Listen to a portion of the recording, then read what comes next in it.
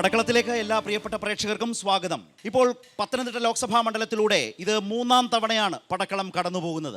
ഇത്തവണ കാഞ്ഞിരപ്പള്ളിയിലാണ്. കാഞ്ഞിരപ്പള്ളിയിൽ നിന്നും പത്തനംതിട്ട ലോക്സഭാ തെരഞ്ഞെടുപ്പിൻ്റെ രാഷ്ട്രീയാവേശം, പൊതുവിഷയങ്ങൾ ഇതെല്ലാം ഈ ചർച്ചയുടെ ഭാഗമാകും എന്ന് വിചാരിക്കുന്നു. വിപുലമായി തന്നെ, വളരെ കാര്യമായി തന്നെ പടക്കളത്തിലേക്ക് ഈ കാഞ്ഞിരപ്പള്ളി ആകെ എത്തിയിട്ടുണ്ട്. എല്ലാവരെയും സ്വാഗതം ചെയ്യുന്നു കൈരളി ന്യൂസിൻ്റെ പടക്കളത്തിലേക്ക്. ഇന്ന് നമ്മൾക്കൊപ്പം ഈ ചർച്ചയിൽ പങ്കെടുക്കുന്നവരെ ആദ്യം പരിചയപ്പെടാം. Advocate K Anilkumar, CPIM LDF, Shri Roni K Baby, Congress UDF, advocate Nobel Mathew, BJP NDA. ഇവിടെ ശ്രീ അനിൽകുമാർ, തോമസ് ഐസക്കിൻ്റെ സ്ഥാനാർത്ഥിത്വം കൊണ്ട് തന്നെ പത്തനംതിട്ട ഇത്തവണ പതിവ് UDF സീറ്റിന് തുടക്കത്തിൽ തന്നെ ഒരു വലിയ ശ്രദ്ധ ആകർഷിക്കുന്ന സാഹചര്യം ഉണ്ടായി. പ്രചാരണം മുന്നോട്ട് പോകുന്ന ഘട്ടത്തിൽ അപ്പുറത്ത് അനിൽ ആൻ്റണി, AK ആൻ്റണിയുടെ മകൻ മത്സരിക്കുന്നു, ആൻ്റോ ആൻ്റണി സിറ്റിംഗ് MP മത്സരിക്കുന്നു. തോമസ് ഐസക്കിൻ്റെ സ്ഥാനാർത്ഥിത്വം, ഇടതുപക്ഷം മുന്നോട്ട് വെക്കുന്ന രാഷ്ട്രീയം, UDFൻ്റെ ഈ സിറ്റിംഗ് സീറ്റ് ഇത്തവണ പത്തനംതിട്ടയിലേക്ക് LDFന് വിജയിച്ചു കയറാനാകും എന്ന നിലയിൽ വിശ്വസിക്കുന്നുവെങ്കിൽ അതിൻ്റെ യുക്തിസഹമായ ഘടകങ്ങൾ ചുരുക്കത്തിൽ ആദ്യം. UDFൻ്റെ സ്ഥാനാർത്ഥി പത്തനംതിട്ട MP ആയി 15 കൊല്ലമായി. അതിനുശേഷം പത്തനംതിട്ട മണ്ഡലത്തിൽ വന്ന മാറ്റം, ആ മാറ്റത്തിൻ്റെ ആദ്യഘട്ടമെന്ന് പറയുന്നത് പത്തനംതിട്ട ജില്ലയിലെ 5 മണ്ഡലങ്ങളും LDF വിജയം നേടുക എന്നുള്ളതാണ്.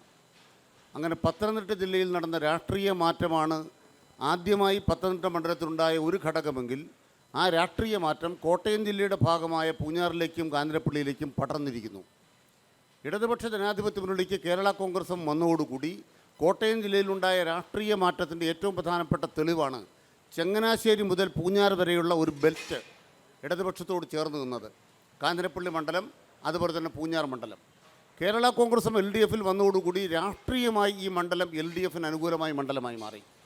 അതോടൊപ്പം തന്നെയാണ് 15 കൊല്ലമായി MP ആയി പ്രവർത്തിക്കുന്ന ഒരു വ്യക്തിക്കെതിരായി ഇത്രയേറെ വികാരം, ആൻറ്റി ഇൻകംബൻസി എന്ന് പറയുന്നത് ഈ നാട്ടിൽ കഴിഞ്ഞ തെരഞ്ഞെടുപ്പിൽ തന്നെ ഉണ്ടായിരുന്നു.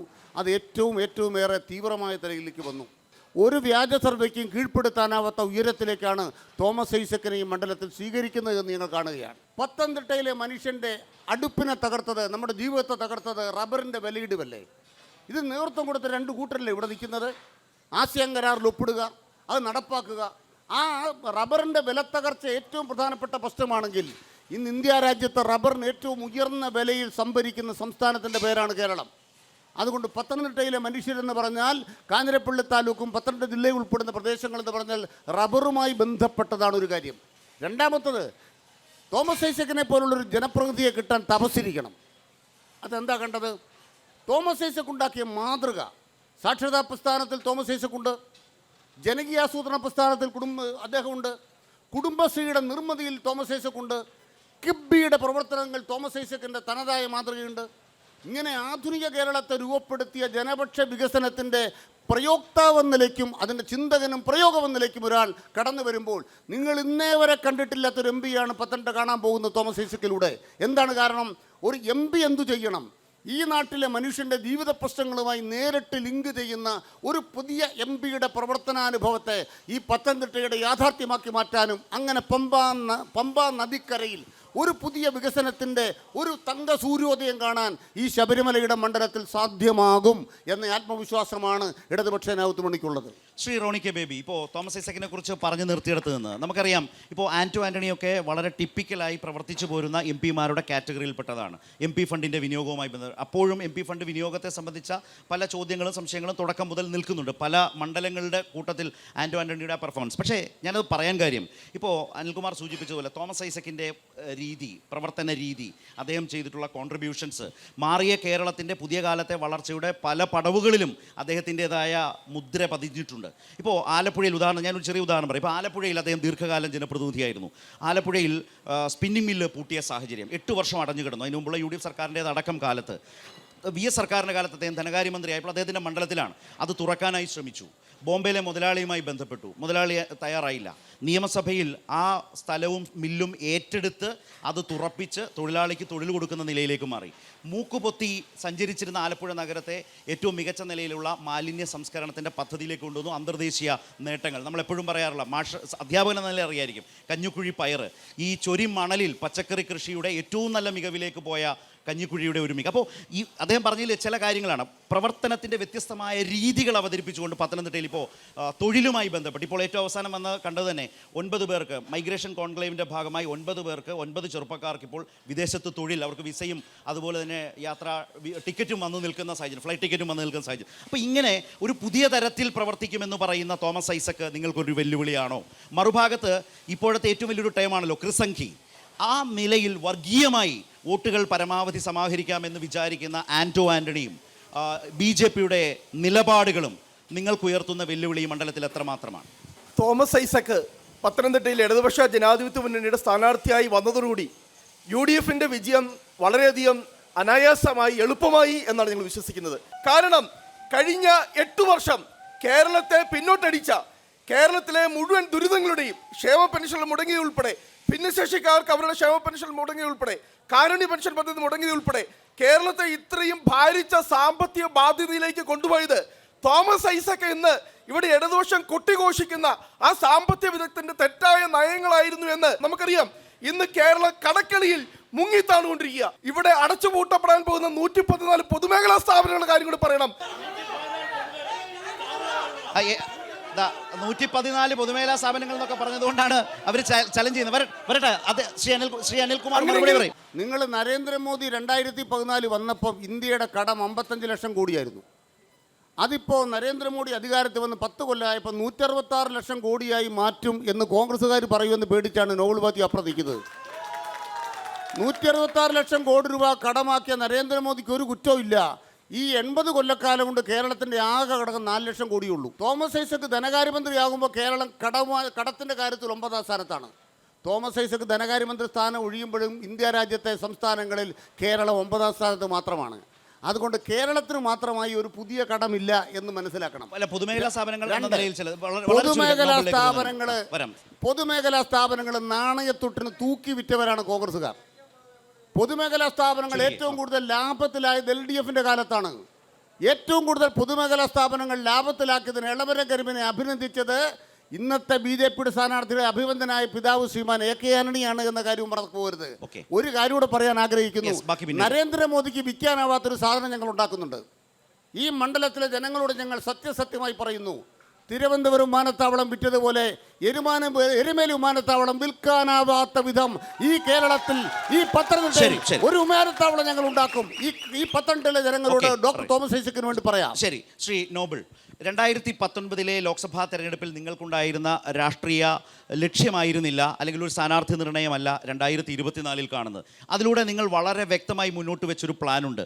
നിങ്ങളുടെ സ്ഥാനാർത്ഥി അതിനനുസരിച്ച് മുന്നോട്ട് പോകുമ്പോൾ പല വിവാദങ്ങളിലും ചെന്നുപെടുന്നതും നമ്മുടെ മുമ്പിൽ കണ്ടു, അദ്ദേഹത്തിൻ്റെ പല പരാമർശങ്ങളും. അതുപോലെ തന്നെ അദ്ദേഹവുമായി ബന്ധപ്പെട്ട് വലിയ അഴിമതി ആക്ഷേപം പ്രചരണ രംഗത്ത് ഇപ്പോൾ സജീവമായി പല ദിവസങ്ങളിലായി നിന്ന് കറങ്ങുന്നതും നമ്മുടെ മുമ്പിലുണ്ട്. ഇതെല്ലാം നിങ്ങളുടെ പ്രകടനത്തെ ബാധിച്ചിട്ടുണ്ടോ പത്തനംതിട്ടയിൽ? ഞങ്ങളുടെ പ്രകടന പത്രിക കഴിഞ്ഞ ദിവസം ബഹുമാനപ്പെട്ട പ്രധാനമന്ത്രിയും JP നഡ്ഡയും പുറത്തിറക്കി. ആ പ്രകടന പത്രികയിൽ പറയുന്നു, അടുത്ത 3 വർഷത്തിനുള്ളിൽ ഭാരതം ലോക സാമ്പത്തിക ശക്തികളിൽ 3ാം സ്ഥാനത്തായിരിക്കും. മണിപ്പൂർ പറയാതെ. അപ്പം അങ്ങനെ ഭാരതം മുന്നോട്ട് പോയിക്കൊണ്ടിരിക്കുന്ന തെരഞ്ഞെടുപ്പാണ്. ബഹുമാനപ്പെട്ട അനിൽ റബ്ബർ വിലയുടെ കാര്യം സൂചിപ്പിച്ചു. റബ്ബർ വില ഇങ്ങനെ നിൽക്കാൻ കാരണം ആസിയാൻ കരാറാണ്. ആ ആസിയാൻ കരാർ ഒപ്പിടുന്ന സമയത്ത് P. ചിദംബരമാണ് ആസിയാൻ കരാറിൻ്റെ നിർമ്മാതാവ്. ഈ ആസിയാൻ കരാറിൽ റബ്ബറിനെ ഇൻഡസ്ട്രിയൽ ഇൻപുട്ടായിട്ടാണ് കരുതിയിരിക്കുന്നത്. അതായത് അസംസ്കൃത സാധനങ്ങൾ, വ്യവസായത്തിനുള്ള അസംസ്കൃത സാധനങ്ങൾ. ആ കരാറിലെ ഡെഫിനിഷൻ മാറ്റിക്കൊണ്ട് റബ്ബർ ഒരു കാർഷിക ഉൽപ്പന്നമാകണം. ഞങ്ങൾ പറയുന്നു, അടുത്ത 5 വർഷത്തിനുള്ളിൽ, ഇത് 12 വർഷം കഴിയണം ഇത് മാറ്റാൻ, റബ്ബറിനെ കാർഷിക ഉൽപ്പന്നമാക്കും. ഇപ്പം റബ്ബർ വില 187 രൂപ ഉണ്ട്. ഒരു 250 രൂപ വരുന്ന 5 വർഷത്തിനുള്ളിൽ റബ്ബറിന് വിലയാകും, ഒരു സംശയവും വേണ്ട. പിന്നെ നിങ്ങൾ പറഞ്ഞ 12 വർഷം കഴിഞ്ഞു. അങ്ങനെയാണെങ്കിൽ ഇപ്പോൾ തന്നെ നിങ്ങൾക്ക് ആകാമായിരുന്നു. നിങ്ങൾ ചെയ്തിട്ടില്ല എന്ന് നിങ്ങൾ തന്നെ സമ്മതിക്കുകയാണ്. കാർഷിക ഉൽപ്പന്നമാക്കാൻ കഴിയില്ല, അവിടെ വിഷയമാകും. കഴിഞ്ഞ 10 വർഷക്കാലം ചെയ്തിരിക്കുന്ന നല്ല കാര്യങ്ങൾ, ഭാരതത്തിന് ചെയ്തിരിക്കുന്ന നല്ല കാര്യങ്ങൾ പറഞ്ഞുകൊണ്ടാണ് ഞങ്ങൾ വോട്ട് ചോദിക്കുന്നത്. പ്രധാനമന്ത്രി ഗരീബ് കല്യാൺ പ്രധാനമന്ത്രി ആവാസ് യോജന വഴി 3 കോടിയിലധികം, അതായത് മോദി പദ്ധതികൾ ഇത്തവണ വോട്ടുകൊണ്ടിരുന്നു. നിങ്ങളുടെ അവസരങ്ങളിലേക്ക് നരേന്ദ്രമോദി 7 ട്രിപ്പ് കേരളത്തിൽ വന്നു.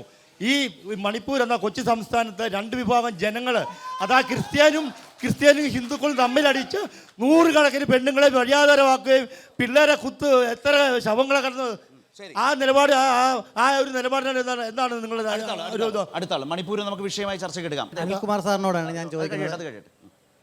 കാലിയായ സപ്ലൈകോ 3000 കോടി കുടിശ്ശികയാണ് സപ്ലൈകോയിലെ. പെൻഷൻ വിതരണം കിട്ടുന്നില്ല. 5-8 മാസത്തെ അല്ല, ഇപ്പൊ കുടിശ്ശിക കൊടുത്തത് അറിഞ്ഞോ? 3 മാസത്തെ പെൻഷനെ കൊടുക്കുന്നുള്ളൂ. കോൺഗ്രസിന്റെ പ്രതിനിധിയോടാണ് ചോദ്യം. ഞാനൊരു ശബരിമല ഭക്തനാണ്.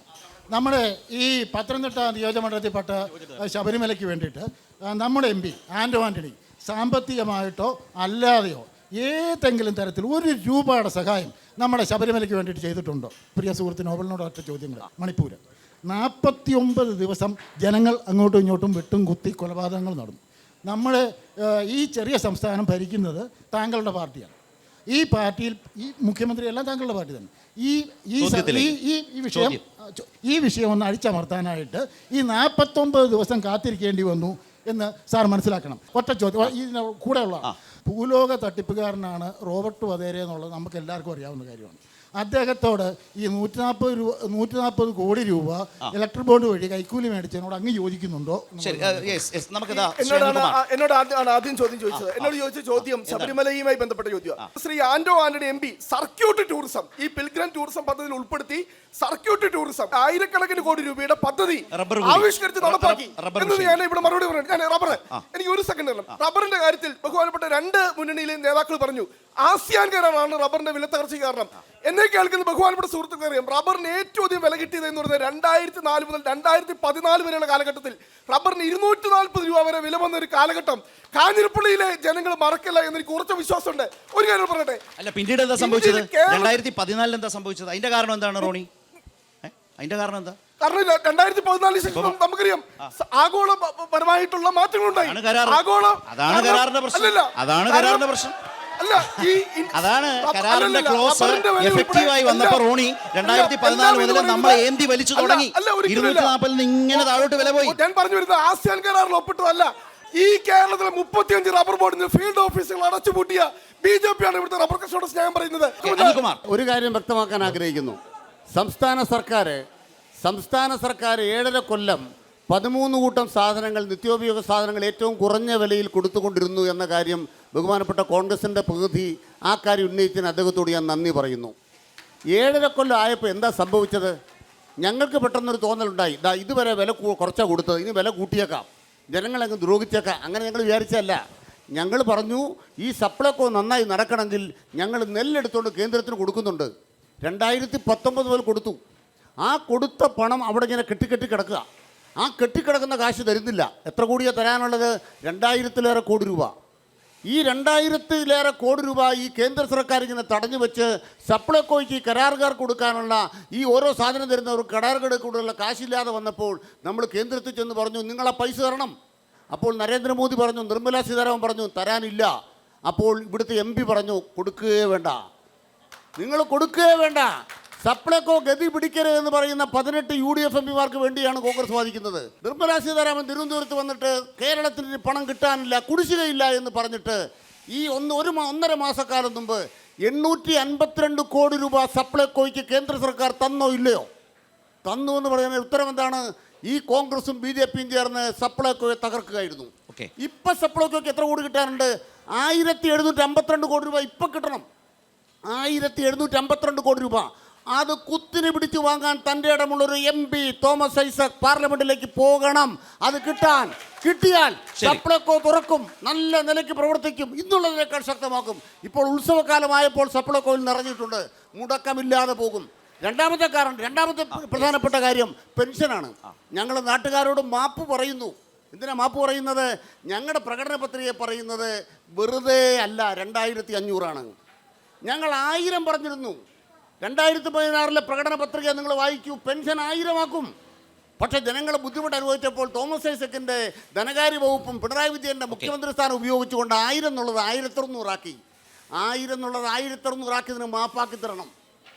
1000 രൂപ വാഗ്ദാനം നടപ്പാക്കിയത് 1900 ആക്കിയവരാ കേരളത്തിലെ തോമസ് അല്ല, റോണി പറഞ്ഞതാണ് ഇങ്ങനെയൊക്കെ ഓരോ കാര്യങ്ങൾ മാത്രമല്ല കുഴപ്പക്കാരൻ തോമസ് ഐസക് എന്നാണ് അദ്ദേഹം പറഞ്ഞത്. ശ്രീ അനിൽ കേട്ടോ അത്? ഇനി അവസരം കിട്ടിയാൽ ഈ ശ്രീ അനിൽ ലോക്സഭാ കേട്ടിരുന്നോ? തെരഞ്ഞെടുപ്പിൽ ശ്രീ അനിൽ കേട്ടായിരുന്നോ റോണി പറഞ്ഞത്? ഇതുപോലെ ഓരോ കാര്യങ്ങൾ ചെയ്ത് കുഴപ്പക്കാരനാണ് തോമസ് ഐസക് എന്നാണ് ഇനി പറഞ്ഞത്. ഒരു അത് അവസരം കുഴപ്പത്തിലാക്കിയതാണ്. കിട്ടിയാൽ മാത്രമല്ല ഈ കേരള സർക്കാരിന്റെ കാലാവധി പൂർത്തിയാകുമ്പോൾ 2500 ആയിരിക്കും പെൻഷൻ. ശരി. മാത്രമല്ല ഓക്കേ. കുടിശ്ശിക എന്ന് പറയുന്നത് ഉണ്ടാവില്ല. ഇനി ഓക്കേ. അതിന് സംവിധാനം ഉണ്ടാക്കി. ആ. ഒരു കാര്യം കൂടെ പറയാൻ ആഗ്രഹിക്കുന്നു.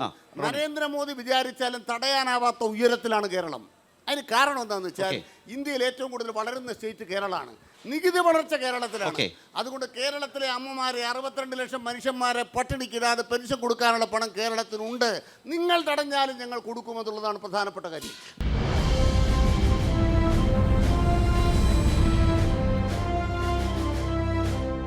മണിപ്പൂർ എന്ന സംസ്ഥാനം നിന്ന് കത്തുമ്പോൾ ശ്രീ നോബിൾ, താങ്കളുടെ കേന്ദ്ര സർക്കാർ, നമ്മുടെ കേന്ദ്ര സർക്കാരിന്, അതുപോലെ അമിത്ഷാ എന്ന കേന്ദ്ര ആഭ്യന്തരമന്ത്രിയുടെ കേന്ദ്ര ആഭ്യന്തര മന്ത്രാലയത്തിന് അത് തടയാനായില്ല. 48 മണിക്കൂറിനപ്പുറം ഒരു കലാപം നീണ്ടു നിന്നാൽ അത് വളരെ ഗൗരവമുള്ളൊരു സാഹചര്യമാണ്. മാസങ്ങളോളം നിന്നു. 60,000-ൽ പരം ആളുകൾ ഇന്നും അഭയാർത്ഥി ക്യാമ്പുകളിൽ കഴിയുന്നു. ഇംഫാൽ താഴ്വരയിൽ നിന്ന് ഈ പറഞ്ഞ കുക്കി ക്രിസ്ത്യൻ വിഭാഗങ്ങളെ ആകെ പലായനം ചെയ്യുന്ന അവസ്ഥ, സ്ത്രീകൾ കൂട്ടം മാനഭംഗത്തിന് വിധേയമാകുന്ന അവസ്ഥ, ഇതിനെ അമർച്ച ചെയ്യാൻ കഴിഞ്ഞില്ല എന്നുള്ളിടത്താണ് നിങ്ങൾ വിമർശിക്കപ്പെടുന്നത്. അതിന് ഒത്താശ ചെയ്തു എന്നുള്ളത് കൂടി നിങ്ങളുടെ പ്രശ്നം. 2 പ്രധാനമന്ത്രിയുടെ സമീപനം അവിടെ പോയില്ല, അതിനെ സമയത്ത് അപലപിച്ചില്ല, ഇടപെട്ടില്ല. പാർലമെന്റിൽ നിരന്തരം ചോദിച്ചിട്ടും അതേക്കുറിച്ച് ഒരക്ഷരം മിണ്ടാൻ തയ്യാറായില്ല. ഈ തെരഞ്ഞെടുപ്പ് കാലത്തല്ലാതെ പിന്നെ ഏത് കാലത്താണ് ഒരു ജനത ഇതേക്കുറിച്ച് ചോദിക്കുക നിങ്ങളോട്? ഇപ്പം മണിപ്പൂരിൽ കലാപം ഉണ്ടാകാൻ കാരണം അവിടുത്തെ ഹൈക്കോടതി വിധി. ഈ വിഷയത്തിൽ സെൻട്രൽ ഗവൺമെന്റ് എന്ത് ചെയ്തു? മണിപ്പൂരിൽ ന്യൂനപക്ഷങ്ങൾക്കെതിരെ അതിരൂക്ഷമായ ഇത്രയും വലിയ അക്രമം അവിടെ ഉണ്ടായിട്ട് ഇന്ത്യയുടെ പ്രധാനമന്ത്രി എന്ത് അഭിപ്രായമാണ് ഈ വിഷയത്തിൽ രേഖപ്പെടുത്തിയത്? ജീരാജ് പറഞ്ഞുകൊണ്ട് തന്നെ ഞാൻ പറയാം. സാധാരണ ഇന്ത്യയിലെ ജനങ്ങൾ തന്നെ ഗുജറാത്ത് കലാപം ഉണ്ടായില്ലേ? ആ. അത് മറക്കാൻ പറ്റുമോ ജനങ്ങൾ മൊത്തം? 1500 പേര് ഗുജറാത്ത് കലാപം ഉണ്ടായിരുന്നു. അവിടെ നിന്നാണ് നരേന്ദ്രമോദി 5 പ്രാവശ്യം 4 പ്രാവശ്യം ജയിച്ചത്. അതിനുശേഷമാണ് നരേന്ദ്രമോദി പ്രധാനമന്ത്രി ഗുജറാത്ത്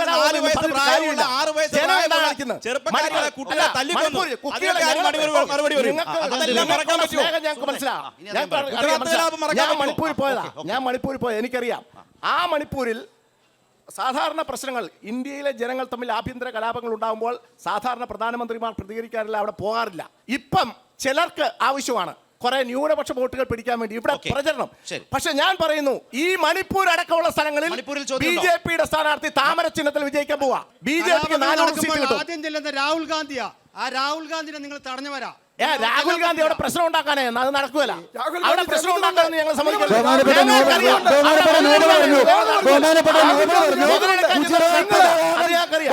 ഈ മണിപ്പൂരിൽ അത്രയും പ്രശ്നങ്ങൾ നടന്നിട്ടും ഈ ലോകത്തിലുള്ള എല്ലാ സ്ത്രീകൾക്കും ഇവിടുത്തെ എന്ത് ഗ്യാരണ്ടിയാണ് നിങ്ങൾക്ക് തരാനുള്ളത്? എന്ത് ഗ്യാരണ്ടി സ്ത്രീകൾക്കും പെൺകുട്ടികൾക്കും എന്ത് ഗ്യാരണ്ടി? ലോകത്തിൽ നരേന്ദ്രമോദി സർക്കാർ സ്ത്രീകൾക്ക് ഇതുപോലെ ആരാ ചെയ്തത്? മണിച്ചേച്ചിക്ക് അറിയാമല്ലോ. 1% മണിച്ചേച്ചിയല്ല പ്രശ്നം, മണിപ്പൂരാണ് പ്രശ്നം. മണിപ്പൂർ പ്രശ്നമൊന്നും ഇല്ല.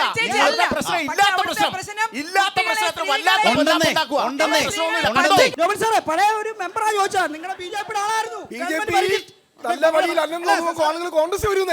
പോയവരുടെ ലിസ്റ്റ് എടുത്താൽ റോണി കുഴഞ്ഞു പോകും കേട്ടോ. ജീവിതം മുഴുവൻ ഒരു കുടുംബം, ആ കുടുംബം 33-ാം വയസ്സിൽ മുഖ്യമന്ത്രി സ്ഥാനം നേടി, ജീവിതകാലം മുഴുവൻ പ്രതിരോധ മന്ത്രിയും MP-യും മറ്റ് സ്ഥാനങ്ങളുമെല്ലാം നേടി ഒരു കുടുംബമായിരുന്ന ഒരാൾ, ആ മുഖ്യമന്ത്രിമാരുടെ കുടുംബത്തിൽ നിന്നും BJP-ക്കാർ റാഞ്ചിക്കൊണ്ടു പോകുന്നു ഓരോരുത്തരെയും BJP-യിലേക്ക്. അങ്ങനെ റാഞ്ചിക്കൊണ്ടു പോകും, അങ്ങനെ അങ്ങനെ റാഞ്ചിക്കൊണ്ടു പോകുമ്പോൾ നമ്മളൊരു അനുഭവമുണ്ട്. എന്താണ് അനുഭവം? കോൺഗ്രസ് പാർട്ടി ചിലരെ പുറത്താക്കി. ഞാൻ പറയുന്നത്, ഒറീസയിൽ ഒരു കോൺഗ്രസ് പാർട്ടിയുടെ നേതാവിൻ്റെ മകൻ അവിടുത്തെ ബിജു ജനതാദളിലേക്ക് പോയി. ബിജു ജനതാദളിലേക്ക് പോയ ആ നേതാവിനെ, അല്ലെങ്കിൽ ആ നേതാവ് മകൻ പോയപ്പോൾ അച്ഛനെ പുറത്താക്കി. എൻ്റെ ചോദ്യം, മകൻ BJP-യിലേക്ക് പോയതിന് ഈ മണ്ഡലത്തിലെ സ്ഥാനാർത്ഥിയുടെ പിതാവിനെ കോൺഗ്രസ് പുറത്താക്കുമോ? ഇതാണ് ചോദ്യം. എന്തുകൊണ്ടാണ് ശ്രീ എ കെ ആന്റണി പത്തനംതിട്ടയിൽ വരാതിരുന്നത്? പ്രചാരണ രംഗത്തേക്ക് എ കെ ആന്റണി വരാതിരുന്നത് എന്താണ്? എ കെ ആന്റണി അദ്ദേഹത്തിന്റെ നിലപാട് വളരെ വ്യക്തമായി. കേട്ടോ ഇല്ലെന്നറിയില്ല. എ കെ ആന്റണി പറഞ്ഞു, എന്റെ മകൻ തോക്കണം, ആന്റോ ആന്റണി അവിടെ ജയിക്കണം, കോൺഗ്രസ് അവിടെ ജയിക്കണം.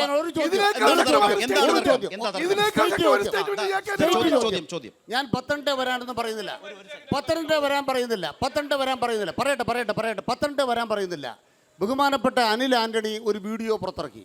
ആ വീഡിയോ ഞാൻ കണ്ടത് എന്താണ്?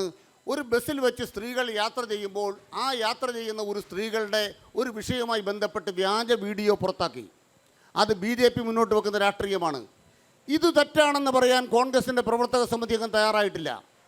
അദ്ദേഹം BJPയിലേക്ക് പോയത് എതിർത്തില്ല എന്ന് മാത്രമല്ല, അനിൽ ആൻ്റണിയുടെ രാഷ്ട്രീയം, ആ രാഷ്ട്രീയത്തിൻ്റെ BJPയുടെ രാഷ്ട്രീയം ഒരു വാചകം കൊണ്ട് എതിർക്കാൻ പ്രവർത്തക സമിതി അംഗം തയ്യാറല്ല. അദ്ദേഹം ആകെ എതിർക്കുന്ന ആരെയാണ്? മാർക്സിസ്റ്റ് പാർട്ടി എതിർക്കും. മാർക്സിസ്റ്റ് പാർട്ടി എതിർക്കുന്ന ആൻ്റണി എന്തുകൊണ്ട് BJP എതിർക്കാൻ തയ്യാറാകുന്നില്ല? മകനെ സംഭാവന ചെയ്ത് എന്തുകൊണ്ട്? ഒറ്റ കാര്യം വ്യക്തമായി, EDയെ പേടിച്ചാണ്. എൻഫോഴ്സ്മെന്റ് ഡയറക്ടറെ പേടിച്ച് മകനെ BJPക്ക് ദാനം ചെയ്ത AK ആന്റണിയുടെ ഒരു സ്ഥാനാർത്ഥിയാണ് ഒരു ഭാഗത്ത് മത്സരിക്കുന്നതെന്ന് ഞങ്ങൾ ചൂണ്ടിക്കാട്ടും. ഇവിടെ മാത്രമല്ല, കേരളത്തിൽ BJPയെ മൊത്തം തോപ്പിച്ചതിന്റെ ക്രെഡിറ്റ് ഇടതുപക്ഷ ജനാധിപത്യത്തിനോടിക്കാണ്. നേമത്തും ഞങ്ങൾ അക്കൗണ്ട് പൂട്ടിയവരാണ്. അതുകൊണ്ട് ആന്റണിയുടെ സൗജന്യം വേണ്ട BJPയെ പരാജയപ്പെടുത്താൻ. ഞാനൊരു കാര്യം പറയാം. മാറാട് കടപ്പുറത്ത് ഒരു വരയിട്ടിട്ട് ഈ വരയ്ക്കിപ്പുറം ഒരു മുസ്ലിം സമുദായത്തിൽപ്പെട്ട ഒരാൾ വരാൻ പാടില്ല എന്ന് പറഞ്ഞപ്പോൾ കുഞ്ഞാലിക്കുട്ടിയും ആന്റണിയും കൂടെ പോയ യാത്രയിൽ കുഞ്ഞാലിക്കുട്ടിയെ മടക്കി പറഞ്ഞേച്ചു. പിണറായി വിജയൻ്റെ കൂടെ ഇളമരം കരീം ഉണ്ടായിരുന്നു. ആ പിണറായി വിജയൻ ഇളമരം കരീവുമായി മാറാട് കടപ്പുറത്തേക്ക് പോയി. അതാണ് കരുത്ത്. ആ കരുത്ത് ആന്റണിക്കുണ്ടോ?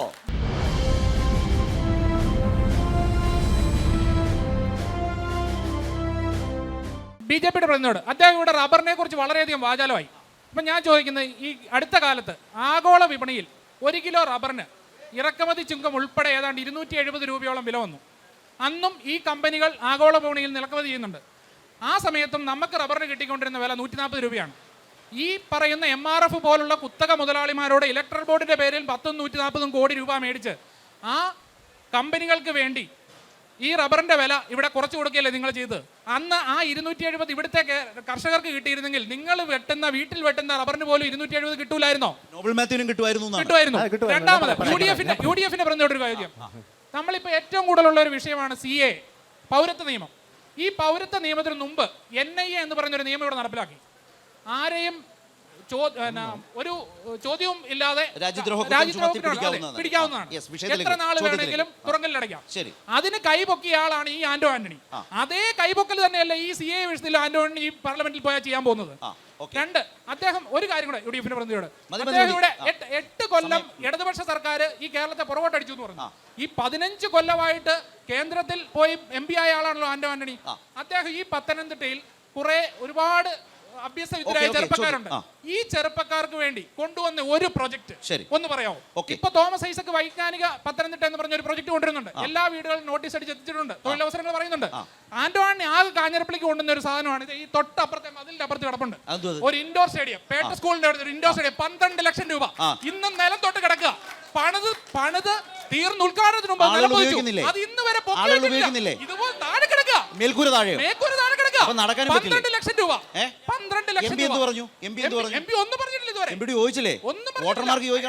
വന്നാലേ ചോദിക്കാൻ പറ്റുള്ളൂ. വന്നിട്ട് കണ്ടിട്ട് വേണം ചോദിക്കാൻ. അത് ശരിയല്ല. കണ്ടുപിടിക്കാൻ തെരഞ്ഞെടുപ്പ് കാലമല്ലേ, അദ്ദേഹം വരാതിരിക്കുമോ?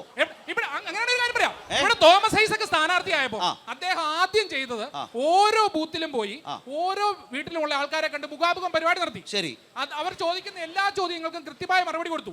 ഇന്ന് വരെ ആന്റോ ആന്റണി ഒരു ജനത്തിനടുത്ത് ചെന്നിട്ടില്ല. പിന്നെ എങ്ങനെ ഞങ്ങൾ ചോദിക്കും? അങ്ങനെ ഒരു പ്രശ്നമുണ്ടോ? എന്നോട് ചോദിച്ച ചോദ്യത്തിന് മറുപടി കൊടുക്കണം. ഇവിടെ ചോദിക്കുന്നു, ആന്റോ ആന്റണി ഈ നാട്ടിലെ ചെറുപ്പക്കാർക്ക് വേണ്ടി വിദ്യാർത്ഥികൾക്ക് വേണ്ടി എന്ത് ചെയ്തു? അങ്ങേക്ക് അറിയാമില്ലെന്ന് അറിയത്തില്ല. ഇന്ത്യയിൽ ഏറ്റവും അധികം കേന്ദ്രീയ വിദ്യാലയങ്ങൾ 3 കേന്ദ്രീയ വിദ്യാലയങ്ങൾ ഉള്ളത് എന്ന് പറയുന്നത് പത്തനംതിട്ട പാർലമെന്റ് കോൺസ്റ്റിറ്റ്യുവൻസി ഇല്ല. 28 കോടി രൂപ മുടക്കി ആ കോന്നിയിലെ കേന്ദ്രീയ വിദ്യാലയത്തിനുള്ള വഴി അടച്ചു. അതിനേക്കാൾ ഹൈടെക് ആയ സ്കൂളുകൾ കേരളത്തിലുള്ളതാണ് അവർ പറഞ്ഞത്. എന്നോട് ചോദിച്ചു NIAയുടെ കാര്യം ചോദിച്ചു. മറുപടി പറയട്ടെ. നിങ്ങളുടെ പ്രധാന NIA വിഷയത്തിൽ കോൺഗ്രസ് വോട്ട് ചെയ്തു. എന്തിനാണെന്നറിയോ? രാജ്യത്തിന് പുറത്തുള്ള തീവ്രവാദി ബന്ധമുള്ള വിഷയങ്ങളുമായി ബന്ധപ്പെട്ട്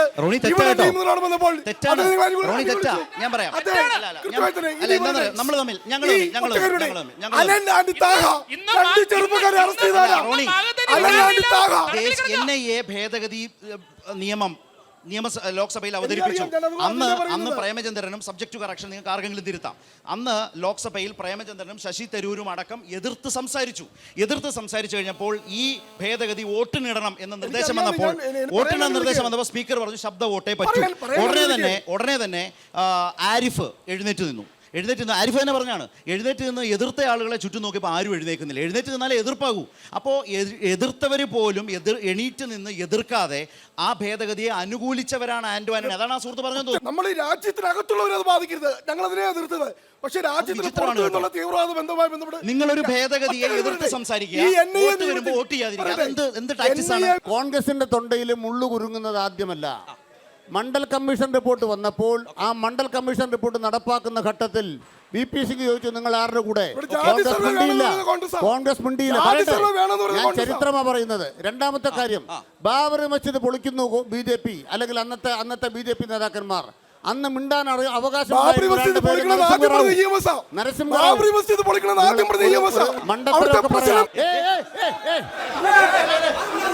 ഞാൻ പറയും.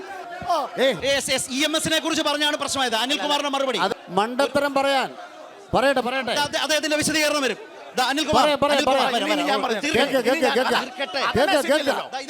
ഇവര് തമ്മിൽ മറുപടി പറയാം.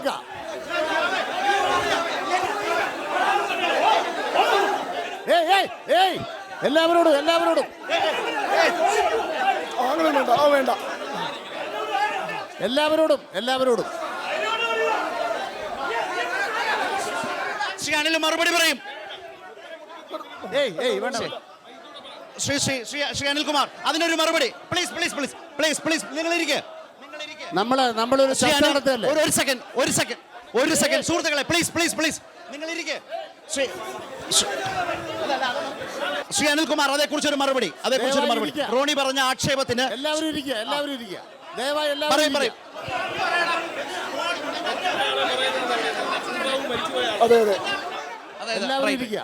റോണി ഒരു സെക്കൻഡ് ഇത് ക്ലിയർ ചെയ്ത് പോകാം. നിങ്ങൾ ഇരിക്കൂ പ്ലീസ്. സുഹൃത്തുക്കളെ ഒന്നിരിക്കൂ. വിഷയം രാഷ്ട്രീയമല്ലേ? മറുപടി പറയാൻ ശേഷിയുള്ള നേതാക്കൾ നിങ്ങളുടെ അടുത്തുണ്ട്. മറുപടി പറയാൻ ശേഷിയുള്ളവരുണ്ടല്ലോ. നിങ്ങൾ ഇരിക്കുക. ശ്രീ അനിൽകുമാർ.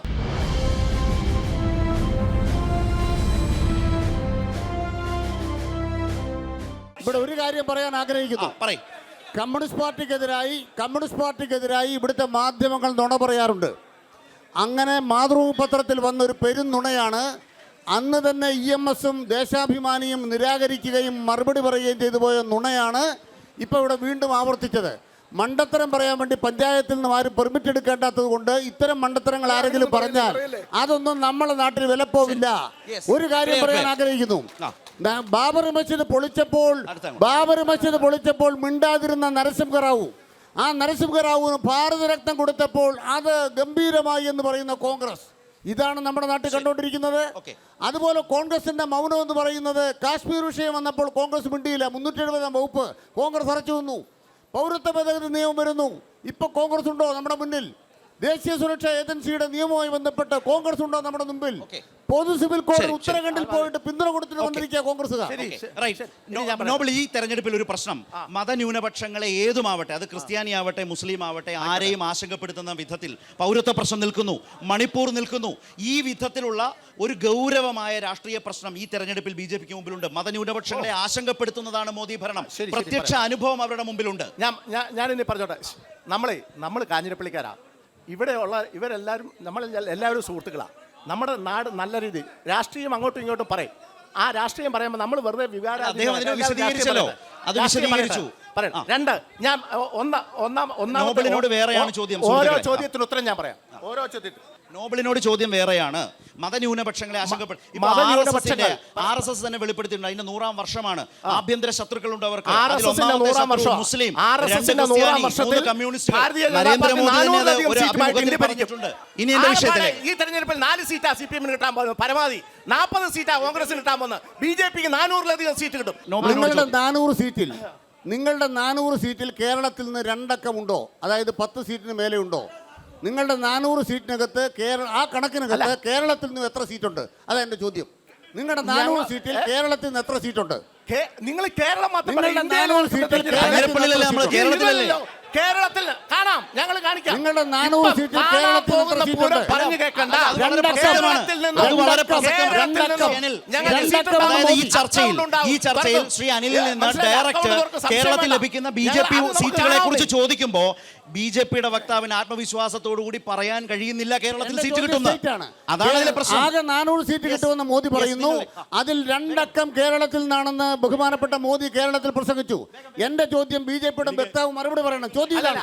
എന്റെ ചോദ്യത്തിന് മറുപടിയാണ് നരേന്ദ്രമോദി പറയുന്ന 2 അക്കം എത്രയാണ്? അനിലേ, 400-ലെ 2 അക്കം കേരളത്തിൽ നിന്ന് എത്രയാണ്? അനിലേ, നരേന്ദ്രമോദി പറഞ്ഞിരിക്കുന്ന ഇത്തവണ 400-ലധികം കേരളത്തിലെ കാര്യമാണ് ചോദ്യം. ചോദ്യത്തിനല്ലേ ഉത്തരം? 400 സീറ്റ് കിട്ടും. നോബൽ ചോദ്യത്തിന് ഉത്തരം എഴുതിയാലേ പരീക്ഷ പാസ്സാകൂ. ചോദ്യത്തിന് ഉത്തരം എഴുതിയാലേ പരീക്ഷ പാസ്സാകൂ. ചോദ്യത്തിന് വേറെ. നമ്മൾ പശുവിനെ കുറിച്ച് പറയുമ്പോൾ തെങ്ങിനെ കുറിച്ച് എഴുതുന്ന പോലെ ആയിപ്പോയത്. പശുവിനെ കെട്ടുന്നതാണല്ലോ തെങ്ങ് എന്നുള്ളത്. തെങ്ങിനെ കുറിച്ച് എത്ര സീറ്റ്? എത്ര seat? Straight question from CPIM. കേരളത്തിൽ സീറ്റുകൾ നേടും.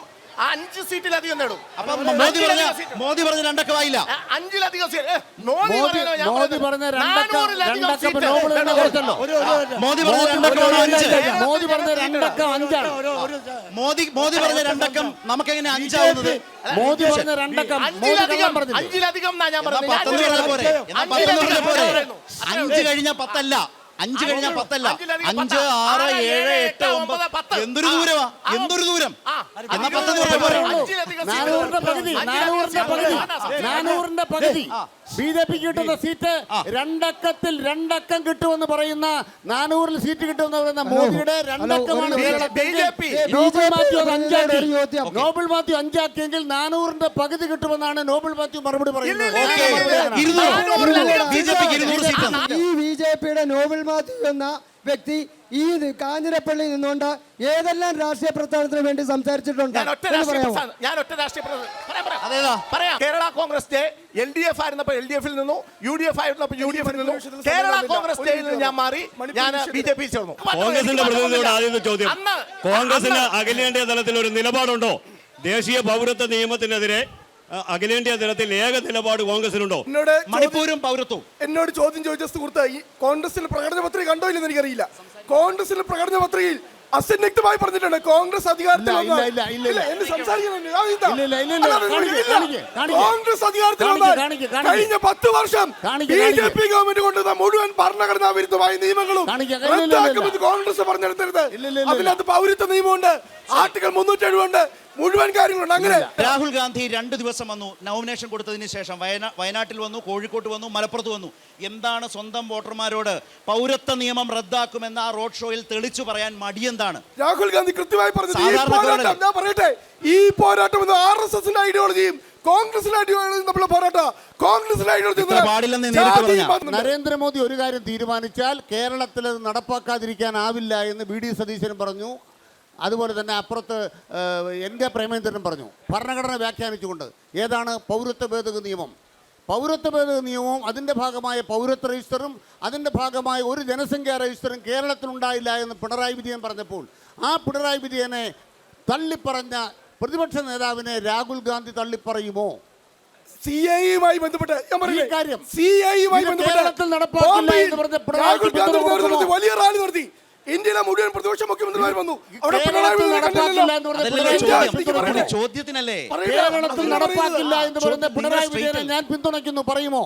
ഇത് കേരളത്തിൽ നടപ്പാക്കില്ല എന്ന് പ്രഖ്യാപിച്ച പിണറായി വിജയനെയാണോ അതോ മോദി പറഞ്ഞ ആൾ തടയാൻ പറ്റത്തില്ല എന്ന് പറഞ്ഞ പ്രതിപക്ഷ നേതാവിനെയാണോ സതീശൻ ബഹുമാനപ്പെട്ട രാഹുൽ ഗാന്ധി പിന്തുണയ്ക്കുന്നത്? അനിൽ സാറിന് ഒരു കാര്യം ചോദിക്കാനുണ്ട്.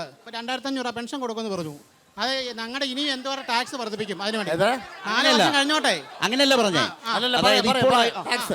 എത്ര വർഷം കഴിഞ്ഞാലും കൊടുക്കുക, ഈ ഭരണസ്ഥാനം കൊടുക്കുമല്ലോ, അന്നേരം ഞങ്ങളുടെ എന്തോരം ടാക്സ് ഇനിയും വർദ്ധിപ്പിക്കും. അതായത് ഇന്ത്യ രാജ്യത്ത് പറയട്ടെ ഇന്ത്യ രാജ്യത്ത് 2014 1 ലിറ്റർ പെട്രോളിൽ നിന്നും കേന്ദ്ര സർക്കാർ ഈടാക്കിക്കൊണ്ടിരുന്ന 3 രൂപ 91 നരേന്ദ്രമോദി അധികാരത്തിലേറ്റി കഴിഞ്ഞപ്പോൾ 1 ലിറ്റർ പെട്രോളിൽ നിന്ന് വാങ്ങിക്കുന്നത് 24 രൂപ 56 മാറ്റി. പറയട്ടെ പെട്രോളിൽ GST ഇല്ല, ഇപ്പം നരേന്ദ്രമോദി വർദ്ധിപ്പിച്ച 3 രൂപ 91 പൈസയിൽ നിന്നും 24 ഇത്ര 56 മാറ്റം നിങ്ങൾ ആലോചിച്ചു. ഞങ്ങൾ പെട്രോളിന്റെ ശതമാനം ടാക്സ് കുറയ്ക്കുക ചെയ്ത് കേരളത്തിൽ. അതുകൊണ്ടാണ് ഒരു രൂപ പോലും കുറച്ചിട്ടില്ല. ഉമ്മൻചാണ്ടി സർക്കാരാണ് കുറച്ചത്. ഒരു രൂപ ഒരു നായ പൈസ പോലും ഇന്നലെ നിങ്ങൾ കുറച്ചിട്ടില്ല.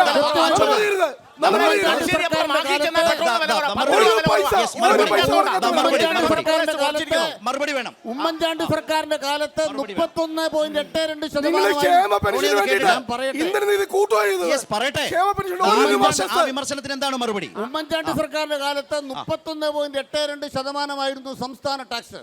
അത് LDF അധികാരത്തിൽ വന്ന ശേഷം 2018 പിണറായി വിജയൻ സർക്കാർ 1.79% വെട്ടിക്കുറച്ചു. ഡീസലിൽ 1.82% വെട്ടിക്കുറച്ചു. ഞാനിപ്പോൾ ഈ ചർച്ച വെല്ലുവിളിക്കുന്നു, കോൺഗ്രസിന്റെ പകുതിയെ വെല്ലുവിളിക്കുന്നു. ഉമ്മൻചാണ്ടി സർക്കാരിൻ്റെ കാലത്തുള്ള ടാക്സിൻ്റെ പെർസെൻറ്റേജ് ഞങ്ങൾ കുറച്ചിട്ടുണ്ടോ ഇല്ലയോ? 2018 കുറച്ച ശേഷം ഞങ്ങൾ ഇതേവരെ പെട്രോളിയത്തിൽ ടാക്സ് പെർസെൻറ്റേജ് വർദ്ധിപ്പിച്ചിട്ടില്ല. എന്നാൽ 2 രൂപ സെസ് വർദ്ധിപ്പിച്ചിട്ടുണ്ട്. ആ സെസ് വർദ്ധിപ്പിച്ചത് കേരളത്തിൽ പറയാം. സത്യമല്ലേ? സത്യമല്ലേ? സത്യമല്ലേ? നരേന്ദ്രമോദി 25 വർദ്ധിച്ചപ്പോൾ ഞങ്ങൾ 2 രൂപ കൂട്ടി. പറയട്ടെ, നരേന്ദ്രമോദി 25 രൂപ 10 കൊല്ലക്കാലം പിടിച്ചു വാങ്ങിച്ചപ്പോൾ ഞങ്ങൾ 2 രൂപ കൂട്ടി. 2 രൂപ കൂട്ടിയ പിണറായി വിജയനെയാണ് 25 രൂപ കൂട്ടിയ മോദിയേക്കാൾ നിങ്ങൾ എതിർക്കുന്നതെങ്കിൽ നിങ്ങൾ മോദിക്ക് വേണ്ടി നിൽക്കുന്നു എന്ന് ജനങ്ങൾ മനസ്സിലാക്കും. അതാണ് വിഷുവിന് വീട്ടിൽ കൊടുത്തു. ചോദിക്കാനുള്ളത്, അതായത് രാഹുൽ ഗാന്ധി നിങ്ങളുടെ വലിയ നേതാവാണ്. അത് നിങ്ങൾ പൂർത്തി പറയുന്നു. വയനാട്ടിൽ മത്സരിക്കാൻ വരുമ്പോൾ സ്വന്തം കൊടി പിടിക്കാൻ പോലും ധൈര്യം കാണിക്കാത്ത രാഹുൽ ഗാന്ധിയെ കൊണ്ട് എന്ത് ചെയ്യാൻ സാധിക്കും ഇന്ത്യയിൽ? എന്താ റോണിയത്?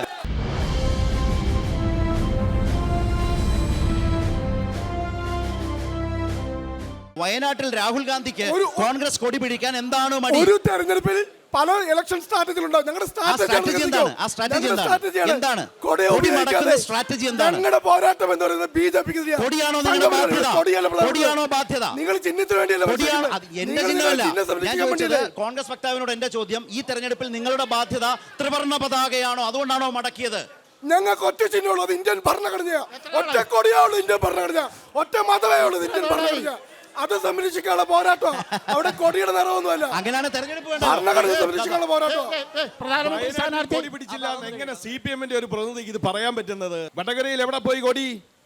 മറ്റ് പ്രദേശങ്ങളിൽ എവിടെ പോയി കൊടി? വടകര കൊടിയില്ലേ?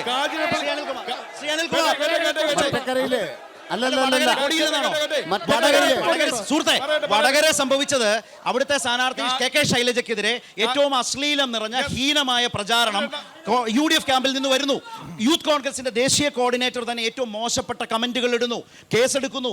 മുസ്ലിം ലീഗ് പ്രവർത്തകർക്കെതിരെ വലിയ തോതിൽ കേരളം ചർച്ച ചെയ്യുമ്പോൾ നിങ്ങൾ എവിടെയാണ് വടകര? ആര് പറഞ്ഞു? ഏത് നേതാവ്? പേര് പറയൂ. ഏത് നേതാവ്? പറഞ്ഞ ഒരു വിഷയം വടകര എടുത്തിട്ട് ഒറ്റ സെക്കൻഡ്. കാഞ്ഞിരപ്പള്ളിയിൽ എവിടെ നോക്കിയാലും അരിവാൾ ചുറ്റിയ നക്ഷത്രം സുഹൃത്ത് വടകര വിട്ടു. ആണോ സുഹൃത്തെ? മറുപടി അനിലിന്റെ മറുപടി ഇതുപോലൊരു വീഡിയോ കിട്ടിയാൽ ആരാണ് പ്രചരിപ്പിക്കാത്തത്? ഒരു വാചകമാണ്. ഇതുപോലൊരു വീഡിയോ കിട്ടിയാൽ ആരാണ് പ്രചരിപ്പിക്കാത്തത്? ഈ വാചകം പറഞ്ഞ ആൾ ആരാണ് എന്ന് എല്ലാവർക്കും അറിയാം. ഇതുപോലൊരു വീഡിയോ കിട്ടിയാൽ ആരാണ് പ്രചരിപ്പിക്കാത്തത്? കാരണം തൃക്കാക്കര തെരഞ്ഞെടുപ്പിൽ അന്നത്തെ LDF സ്ഥാനാർത്ഥി ഡോക്ടർ ജോയെ പരാജയപ്പെടുത്താൻ ഒരു അശ്ലീല വീഡിയോ നിർമ്മിച്ചതിനെ കുറിച്ച് മാധ്യമപ്രവർത്തകർ ചോദിച്ചപ്പോൾ ഇതുപോലൊരു വീഡിയോ കിട്ടിയാൽ ആരാണ് പ്രചരിപ്പിക്കാത്തതെന്ന് പറഞ്ഞ പ്രതിപക്ഷ നേതാവിൽ നിന്നും ഇതിനപ്പുറവും ശൈലജ ടീച്ചറെ അപമാനിച്ച എങ്ങനെയാണ് കോവിഡ് രാജകുമാരി, നിപ്പ റാണി, അങ്ങനെയുള്ള നേതാക്കന്മാരുടെ അനുയായികൾ ഇത് ചെയ്തില്ലെങ്കിലേ അത്ഭുതമുള്ളൂ. ഒരു കാര്യം പറയാൻ ആഗ്രഹിക്കുന്നു. അശ്ലീല വീഡിയോ പ്രചരിപ്പിച്ചവർക്ക് ഈ തെരഞ്ഞെടുപ്പ് കഴിയുമ്പോൾ ജനങ്ങളുടെ വിധിയിലൂടെ അവരുടെ ഉടുവസ്ത്രമാണ് നഷ്ടപ്പെടാൻ പോകുന്നത് എന്ന അഭിമാനത്തോടെ ഞങ്ങൾ കരുതി ഞങ്ങൾ ഈ നാട്ടിൽ ഞങ്ങളോട് പറയും. രാഷ്ട്രീയ സദാചാരം പറഞ്ഞ CPM എം.എം. മണി പറഞ്ഞ സ്ത്രീവിരുദ്ധ പരാമർശം കൂടി ഒന്ന് ഓർക്കുന്നത് നല്ലതായിരിക്കും. തെരഞ്ഞെടുപ്പിൽ ഒരു സ്ഥാനാർത്ഥിക്കെതിരെ തെരഞ്ഞെടുപ്പ് ഘട്ടത്തിൽ ഉയരുന്നതിനെ പഴയ സംഭവങ്ങൾ വെച്ച് ഞാൻ പറഞ്ഞു കഴിഞ്ഞു. 2004 ഇടതുപക്ഷ ജനാധിപത്യ മുന്നണിക്ക് കേരളത്തിലെ 18 എംപിമാരെ കിട്ടി. ഒരു കോൺഗ്രസ്സുകാർ പോലും ജയിച്ചില്ല. ഞങ്ങൾ ഡൽഹിയിലെത്തിയപ്പോൾ അവിടെ അഹമ്മദ് എന്നൊരു മന്ത്രി ഉണ്ടായിരുന്നു, ലീഗിന്റെ മന്ത്രി. അപ്പോൾ 2004 ഇടതുപക്ഷത്തിന് ശക്തി ഉണ്ടായിരുന്നപ്പോൾ മുസ്ലിമായതിൻ്റെ പേരിൽ ഒരാൾക്ക് മന്ത്രിയാകാൻ തടസ്സമുണ്ടായിരുന്നില്ല. കാരണം ഞങ്ങളുടെ 63 പൊലിച്ചപ്പോൾ പൊന്നാനിയിൽ തോറ്റ ലീഗിന് മലപ്പുറത്തൊന്നും അഹമ്മദിനെ മന്ത്രിയാക്കാനായി. അതുകൊണ്ട് കൊടി ഡൽഹിയിൽ താഴ്ത്തുകയല്ല ചെയ്തത്. 2004 മുസ്ലിം ലീഗിന് മാറി നിൽക്കേണ്ടി വരികയല്ല ചെയ്തത്. ഇന്ന് കോൺഗ്രസിന്റെ സമീപനം കൊണ്ട് ലീഗിന് കൂടെ താക്കേണ്ടി വന്നു. ലീഗ് താത്താൽ ലീഗിനെ കൊണ്ട് താക്കാൻ എന്ത് വേണം? കോൺഗ്രസും കൂടെ താക്കണം. ഒരു റിയാക്ഷൻ കൂടി ലാസ്റ്റ് വേഗം 3 മാസത്തെ കുടിശ്ശിക പെൻഷൻ വന്നപ്പോൾ ഇവിടെ ബഹളം വയ്ക്കുന്ന കോൺഗ്രസ്സുകാരെ ഞാനൊരു കാര്യം ചോദിക്കട്ടെ. നിങ്ങളൊരു കാലത്തോട് ഭരിച്ചിരുന്നു. 18 മാസത്തെ കുടിശ്ശിക 600 രൂപ ആയിട്ട് പോലും പാവപ്പെട്ട പറയട്ടെ, അങ്ങനെ നുണ പറയില്ല. ഞാൻ സമയം 2015 നവംബർ മാസം മുതൽ പറയട്ടെ, എന്നത് പറയാൻ അനുവദിക്കേ. 2015 നവംബർ മാസം മുതൽ മാർച്ച് മാസം വരെ 4 മാസം കുടിശ്ശിക എന്താണെന്നറിയോ? മസ്റ്ററിംഗിന് വേണ്ടി അവരുമായി രജിസ്റ്റർ ചെയ്യാൻ വേണ്ടിട്ട് 4 മാസം. ഈ പറയുന്ന ക്ഷേമ പെൻഷനുള്ള ആളുകൾ മസ്റ്ററിംഗ് നടത്താൻ വേണ്ടി 4 മാസം, 18 മാസം ചുമ്മാ കോൺഗ്രസ് പ്രതിനിധിയോട് ഒരു വെല്ലുവിളി. കോൺഗ്രസ് പ്രതിനിധിയോട് ഒരു വെല്ലുവിളി. 2016 പിണറായി സർക്കാർ അധികാരത്തിൽ വന്നത്. ആഗസ്റ്റ് മാസത്തിൽ ഉത്തരവ് വന്നു. സെപ്റ്റംബർ മാസത്തിൽ പെൻഷൻ കൊടുത്തു. സെപ്റ്റംബർ മാസത്തിൽ 14,800 രൂപ പെൻഷൻ കിട്ടിയ എൻ്റെ വാദം വ്യക്തമാണ്. 2016 സെപ്റ്റംബർ മാസത്തിൽ 14,800 രൂപ പെൻഷൻ കിട്ടിയ 100 പേരെ ഈ കാഞ്ഞിരപ്പള്ളി മണ്ഡലത്തിൽ നിന്നും ഈ കാഞ്ഞിരപ്പള്ളി പട്ടണത്തിൽ ഞങ്ങൾ ഹാജരാക്കാം. ഈ പട്ടണത്തിൽ ഞങ്ങൾ പറയാം 14,800 രൂപ കിട്ടിയ 100 പേരെ കാഞ്ഞിരപ്പള്ളി മണ്ഡലത്തിൽ ഞങ്ങൾ പെൻഷൻ കിട്ടിയവരെ ഹാജരാക്കാം. എന്തുകൊണ്ടാണ് അത്രയും കൊടുക്കേണ്ടി വന്നത്? കുടിശ്ശിക തീർത്ത് കിട്ടിയ 100 പേരെ കൃത്യമായി മറുപടി പറഞ്ഞു. കാരണം അന്ന് പെൻഷൻ മസ്റ്ററിംഗ് ചെയ്യണമായിരുന്നു. മസ്റ്ററിംഗ് ചെയ്യാൻ വേണ്ടിയിട്ടുള്ള കാലതാമസം കൊണ്ട് അത് തെറ്റാണ്. കൃത്യമായി 4 മാസം മാത്രമേ. പിന്നെ 600 വെച്ച് 4 മാസമാണെങ്കിൽ ഈ പറഞ്ഞ 14,800 വരില്ല. ആ സർക്കാർ അധികാരത്തിൽ വന്നത് 2016 മെയ് മാസത്തിലാണ്. മെയ് കഴിഞ്ഞ ജൂൺ, ജൂലൈ, ഓഗസ്റ്റ്, സെപ്റ്റംബർ 4 മാസത്തിൽ 1,000 രൂപ 18,800 അങ്ങനെ 9,800 അതുപോലെ തന്നെ പിന്നെയുള്ള 4,000 ഒരു മാസം അഡ്വാൻസും. കേരള ചരിത്രത്തിൽ ആദ്യമായി പെൻഷൻ അഡ്വാൻസ് പിണറായി. 14,800. ഞാനിപ്പോ പറയുന്നു സാറേ, നാളെ 2 മണിക്ക് 100 പേരെ ഇവിടെ ഞങ്ങൾ ഹാജരാക്കാം. ആ പെൻഷൻ കിട്ടിയ 100 പേരെ ഇവിടെ ഹാജരാക്കാം. നിങ്ങൾ വരുമോ? ഇതിന് മറുപടി ഉണ്ടോ? അല്ല റോണി, താങ്കൾ ഒരു കോളേജ് അധ്യാപകനാണ്. ഈ തോമസ് ഐസക്കിന്റെ മന്ത്രിസഭ കൊടുത്തതാണ്. കൊടുത്ത നേതാവിന്റെ അവതരിപ്പിച്ച് ഞാൻ 100 പേരെ ഹാജരാക്കാൻ. ഞാനിവിടെ മറുപടി പറഞ്ഞു. കാരണം 2016 നവംബർ മാസത്തിൽ എല്ലാവരും മസ്റ്ററിംഗ് ചെയ്യണം. നമ്മൾ മനസ്സിലാവും.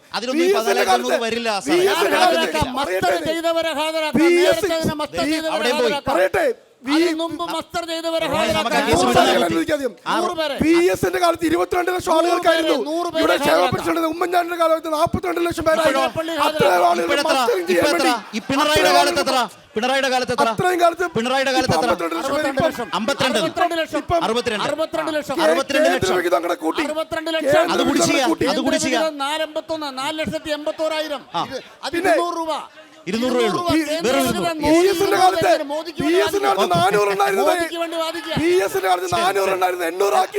ഈ കണക്ക് കോൺഗ്രസിന്റെ, ഞാൻ വിനീതമായി പറയാണ്, കോൺഗ്രസിന്റെ കണക്ക് എങ്ങും എത്തത്തില്ല. അല്ല അതുകൊണ്ടല്ല, ആ കണക്ക് വസ്തുതയല്ല എന്നുള്ളതുകൊണ്ടാണ്. PS-ന്റെ കാലത്ത് 400 രൂപ ഉണ്ടായിരുന്നു. 800 രൂപയാക്കി ഉമ്മൻചാണ്ടിയാ.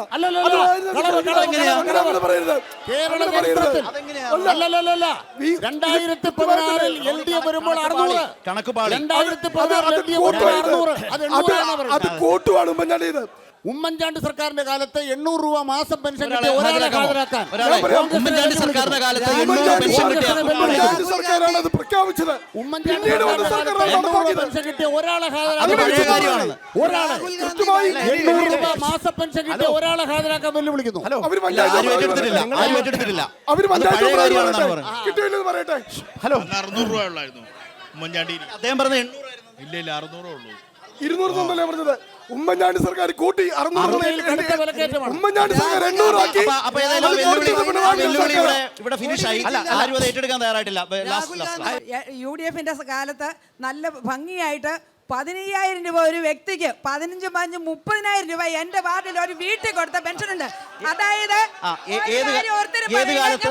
ഡീറ്റെയിൽസ് വേണം, വിശദാംശങ്ങൾ വേണം. UDF-ന്റെ കാലത്ത് ഏറ്റവും UDF-ന്റെ കാലത്ത് അതായത് 2010, 11, 12, 13, ഏത് വർഷം ഏത് മാസം 13, 14, 15 കാലഘട്ടങ്ങളിൽ ഏറ്റവും കൂടുതൽ പെൻഷൻ കൊടുത്ത ഒരു എത്ര രൂപ വെച്ച് 1000 രൂപ വെച്ച്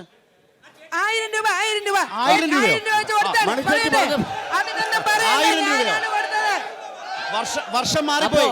അല്ലല്ല പറയട്ടെ പച്ചക്കള്ള പറയുന്നു.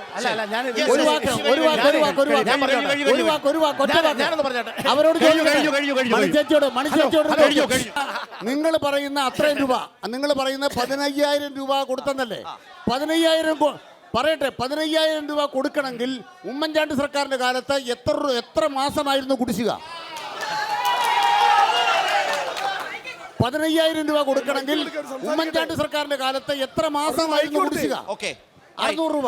ആവേശകരമായ പത്തനംതിട്ട അടക്കമുള്ള കേരളത്തിന്റെ തെരഞ്ഞെടുപ്പിന്റെ ഒരു അന്തരീക്ഷത്തിൽ നിന്ന് BJP മുമ്പ് പറഞ്ഞതുപോലെ ഒരു ഗൗരവമായ ചർച്ച ഒരു ഘട്ടത്തിൽ വന്നു. കേരളത്തിൽ അക്കൗണ്ട് തുറക്കാൻ പോകുന്നില്ല, ഇരട്ട അക്കം എന്ന് പറയുന്നത് 0-0 ആകും എന്നാണ് കേരളത്തിലെ ഇരുമുന്നണികളും വിശ്വസിക്കുന്നത്.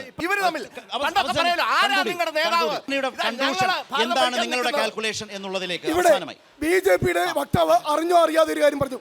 ഗുജറാത്തിൽ കലാപം നടന്നതുകൊണ്ട് മോദി മോദിയാണ് മുഖ്യമന്ത്രിയായി, ഇന്ത്യയുടെ പ്രധാനമന്ത്രിയായി എന്ന് അദ്ദേഹം പറഞ്ഞു. അത് തന്നെയാണ് BJP ഇന്ത്യയിലൂടെ നടപ്പാക്കിക്കൊണ്ടിരിക്കുന്നത്. അതുകൊണ്ട് തന്നെയാണ് ഇവിടെ മണിപ്പൂർ ഉൾപ്പെടെ നിങ്ങൾ ഇവിടെ നടപ്പാക്കാൻ ശ്രമിക്കുന്ന സംഘപരിവാർ അതിനെ ചേർത്ത് തോപ്പിച്ചിരിക്കും. നിങ്ങളുടെ വർഗീയ രാഷ്ട്രീയത്തെ ചേർത്ത് തോപ്പിച്ചിരിക്കും. ഈ നിലയിൽ കേരളത്തിലാണ് ഇടതുപക്ഷത്തിന് സ്വാധീനമുള്ളത്. നിങ്ങൾ നേരിട്ട് പരസ്പരം ഏറ്റുമുട്ടുന്ന ഒരു മുന്നണി സംവിധാനം കേരളത്തിൽ ഉള്ളപ്പോൾ പോലും എന്തുകൊണ്ടാണ് പ്രതീക്ഷിക്കുന്നുണ്ടോ കോൺഗ്രസ് അപ്പുറം ലോക്സഭയിലേക്ക് ഇടതുപക്ഷം ഇത്തവണ 2004 ലോക്സഭയിലേക്ക് പോകുമെന്നൊരു പ്രതീക്ഷ നിങ്ങൾക്ക് കൂടിയിട്ടുണ്ടോ? ഇടതുപക്ഷ ജനാധിപത്യ മുന്നണിക്ക് കേരളത്തിൽ 2004 തെരഞ്ഞെടുപ്പ് പോലും ആവർത്തിക്കുമെന്നുള്ള നിറഞ്ഞ പ്രതീക്ഷയാണുള്ളത്. രണ്ടാമത്തെ കാര്യം, നിങ്ങളൊരു MP-യെ തിരഞ്ഞെടുത്താൽ, MLA-യെ തിരഞ്ഞെടുത്താൽ ആ തിരഞ്ഞെടുക്കപ്പെടുന്ന MLA-യെ റാഞ്ചാൻ നിൽക്കുന്നൊരു BJP ഉണ്ട്. അവരുടെ പണമുണ്ട്. അവരുടെ പണത്തിൻ്റെ കിലുക്കത്തിൽ കണ്ണു മഞ്ഞളിക്കാത്ത ഒരു ഇടതുപക്ഷ രാഷ്ട്രീയത്തിൻ്റെ പ്രത്യയശാസ്ത്രമുണ്ട്. മുഖ്യമന്ത്രിമാരുടെ മക്കൾ പോകുമ്പോൾ, BJP-യിലേക്ക് പോകുമ്പോൾ, മുഖ്യമന്ത്രിക്ക് മക്കളില്ലെങ്കിൽ ഇല്ലാത്ത മക്കൾ BJP-യിലേക്ക് പോകുന്ന വ്യാജ കഥ ഉണ്ടാക്കേണ്ട ഗതികേടിലാണ് കോൺഗ്രസ് നിൽക്കുന്നത്. അതാണ് ഇടതുപക്ഷത്തിൻ്റെ വിശുദ്ധി. തോമസ് ഐസക് പത്തനംതിട്ട മത്സരിക്കാൻ വേണ്ടി ഇറങ്ങി തിരിച്ചൊരാളല്ല. പക്ഷെ അദ്ദേഹം മത്സരിക്കാൻ വരുമ്പോൾ തന്നെ 8,000 കോടി രൂപയുടെ കിബി പദ്ധതികൾ മലയോര ഹൈവേ അടക്കം വരികയാണ്.